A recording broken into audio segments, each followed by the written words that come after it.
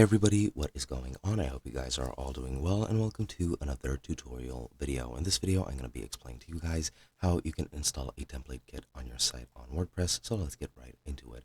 Now, to install template kits, you do need plugins, and I unfortunately cannot install them since I'm on the free version and cannot afford the business plan. Now, you can use several different plugins. You can use SeedProd, you can use Elementor, and they all have their specific ways of installing template kits. I will be explaining this for SeedProd. I do have other Elementor or Invento tutorials if you want to browse them and see if you like them more.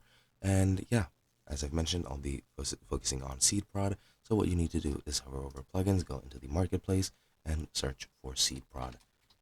Once you do that, you'll see a SeedProd plugin. As you can see, the website builder by SeedProd. Install that, and then you'll be good to go and you'll be able to use it. Now, to actually use it, I'll switch over to this article to install explain everything to you guys. So once you install it, just go into SeedProd in settings. You also need to activate it, by the way, and then you'll need to activate your license key since this is a paid for service.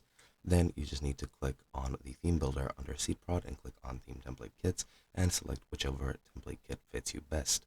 Then once you're done with that, you'll need to go back into the SeedProd theme builder, and you'll see some options depending on the kit that you're using and the kit that you installed. Pretty much all you need to do is just select the theme in the template in the theme builder, and the kit should be installed. But once you're done with that, you can also customize it. So you can just go over and under header, you can click edit design to edit specific designs of specific elements or pages, and it's using pretty much a very similar editor to WordPress. It's a block-based editor, so you can just drag and drop blocks to make them. And once that's done, you can also customize specific things or global options on your templates. And the way that you do this is you go into header and footer and just edit the design next to them, and they should be good. And that is also global options. And you can also edit the global CSS.